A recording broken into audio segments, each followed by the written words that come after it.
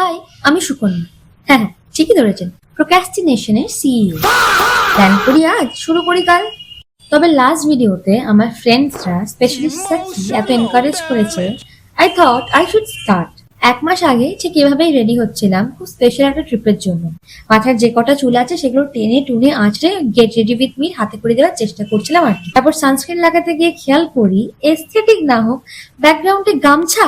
এই গামছা চলছে দেখলে ইনস্টাগ্রাম অ্যালগোরিদম আমাকে ঠেলে বের করে দেবে। তাই ভেবে ক্যামেরা ঘুরিয়ে বাকি মুখে কি লাগানো যায় খুঁজতে লাগলাম। যা বুঝলাম বন্ধু, বিয়ে করে চলে যাওয়ার পর আমার বাড়িতে সাজার জিনিসের বড়ই অভাব ঘটে।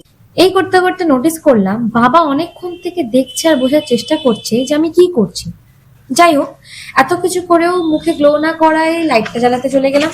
তারপর ব্রাশ লাগাতে লাগাতে নিজেকে ফ্রেম আউট করে লাইনার নিয়ে চলে এলাম। এগুলো কেন লাগাচ্ছি, কি জন্য লাগাচ্ছি নিজেও জানি না, কারণ ট্রেনে গিয়ে আমি আলটিমেটলি ঘুমাবো। ব্যাস, মাথায় 3টে চুল বেঁধে নিলাম যাতে ভালো করে ঘুমটা হয়। তারপরে ফাইনালি বেরিয়ে পড়লাম সেই স্পেশাল ট্রিপের জন্য। বাবা মার সঙ্গে আফটার 10 লং ইয়ার্স আমি এই ট্রিপে যাচ্ছিলাম। আর বিয়ের পরে বাবা মার সাথে আমার বেশ অনেকদিন ছাড়া ছাড়াই দেখা হয়।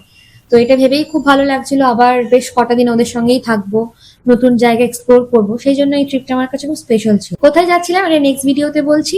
Till then, tata.